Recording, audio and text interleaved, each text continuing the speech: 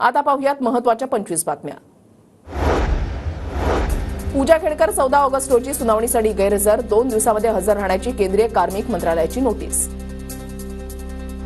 MPSC पूर्व परीक्षेची तारीख बदलण्यास आयोगाचा स्पष्ट नकार, राज्यामधील लाखो विद्यार्थी आयबीपीएस परीक्षेला मुकणार।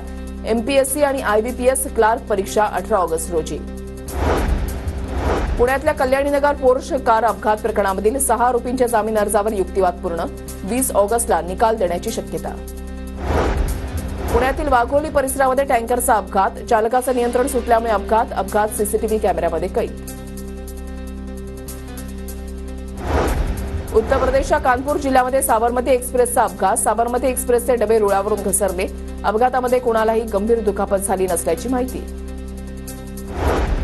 महिलांची छेडछाड करण्याचे प्रकार रोखण्यासाठी परिवहन मंडळाचा उपक्रम, राज्य परिवहन महामंडळ आणि अक्षरा फाउंडेशननं #जागा दाखवा हा उपक्रम राबवण्यास सुरुवात केली आहे। नागरिकांच्या तक्रारींचं निवारण करण्यासाठी स्वतंत्र कक्ष, पुणे महापालिकेमधील 10 अधिकाऱ्यांचा समावेश। जर्मनीमधील बाडन वर्टमबर्गमध्ये महाराष्ट्रामधील विविध क्षेत्रातील कुशल मनुष्यबळ पुरवली जाणार, वाहन चालकांना प्रशिक्षित करण्याची जबाबदारी आरटीओकडे, प्रशिक्षण पूर्ण झाल्यानंतर राज्यामधले वाहन चालक जर्मनीला जाणार। झोपडपट्टी मुक्त मुंबईसाठी प्रयत्न करा, तर झोपडपट्टी पुनर्वसन कायद्याची कठोर अंमलबजावणी करणं आवश्यक, उच्च न्यायालयाकडून आदेश। पाणी पुरवठ्याच्या तक्रारींचे तातडीने निवारण करा, पालिका आयुक्त भूषण गगराणी यांचे निर्देश। मध्य आणि पश्चिम रेल्वेवर उद्या मेगा ब्लॉक, अभियांत्रिकीची कामं, रेल्वे मार्ग, सिग्नल आणि इतर उपकरणांची देखभाल दुरुस्तीसाठी ब्लॉक असणार। झाडांवर खिळे ठोकून जाहिरात तसंच झाडांवर विद्युत रोषणाई करणाऱ्यांवर गुन्हा दाखल होणार, नवी मुंबई पालिकेचा इशारा। मुंबईतील रखडलेल्या 233 झोपडपट्टी पुनर्वसन योजनेची जबाबदारी एमएमआरडीए, एमएसआरडीसीवर 51,517 झोपड्यांचं पुनर्वसन केलं जाणार। मुंबईमध्ये 5 नवीन अग्निशमन केंद्र बांधणार, कांदिवली, कांजूरमार्ग, सांताक्रूज, चेंबूर, टिळकनगरची निवड, पालिका आयुक्तांची घोषणा। उत्सवादरम्यान लेझर डीजेच्या वापरास आव्हान, उच्च न्यायालयामध्ये जनहित याचिका, लेझर बीम आणि डीजेच्या वापराबाबत योग्य आदेश देण्याची याचिकाकर्त्यांची मागणी।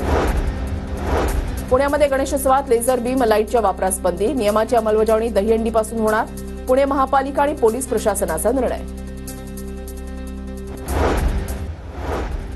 पुणे जिल्ह्यामध्ये 2 गावांना 100% सौर ऊर्जेद्वारे वीज पुरवठा, गावांमधील पाणी पुरवठा आणि दिवाबत्ती योजनांच्या सौर ऊर्जा करण्यासाठी शासकीय निधीमधून पैसे उपलब्ध करण्यात येणार।